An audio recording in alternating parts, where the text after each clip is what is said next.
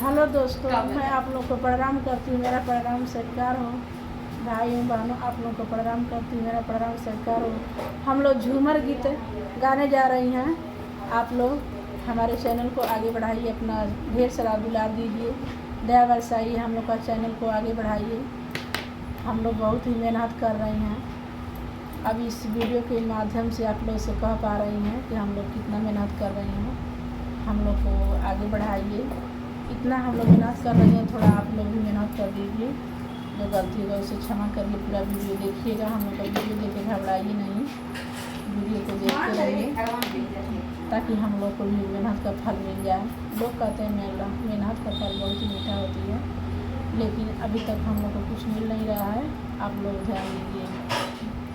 बोला बोला पियवा का खैब तरकारी, बोला बोला पियवा का खैब तरकारी, बोला बोला पियवा का खैब तरकारी।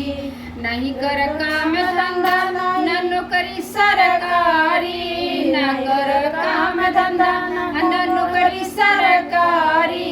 बोला बोला पियवा का खैब तरकारी, बोला बोला पियवा का खैब तरकारी। ना खाला आलू ना खाला बैगन, ना खाला आलू ना खाला बैगन। हो जाएला चिकन बिरयानी देखा जब बाबा खाली। बोला बोला पियवा का खैब तरकारी, बोला बोला चिकन बिरयानी देखा जब बाबा खाली। बोला बोला पियवा का खैब तरकारी, बोला बोला पियवा का खैब तरकारी। ना खाला कोहड़ा हो ना खाला लौकी, ना खाला कोहड़ा हो ना खाला लौकी, ना खाला कोहड़ा हो ना खाला लौकी, ना खाला लौकी हो ना खाला लौकी। हो जेला परवर देखा फिर जवाब खाली। अब बोला बोला पियवा का खैब तरकारी, बोला बोला पियवा का खैब तरकारी।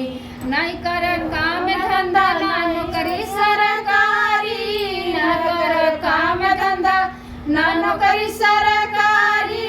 अब बोला बोला पियवा का खैब तरकारी, बोला बोला पियवा का खैब तरकारी। ना खाला केला हो ना खाला भिंडी, ना खाला केला हो ना खाला भिंडी। हो जाएला गोभी देखा फिर जवाब खाली। अब बोला बोला पियवा का खैब तरकारी, बोला बोला पियवा का खैब तरकारी। ना कर काम धंधा ना नौकरी सरकारी, ना कर काम धंधा ना नौकरी सरकारी। अब बोला बोला पियवा का खैब तरकारी, बोला बोला पियवा का खैब तरकारी।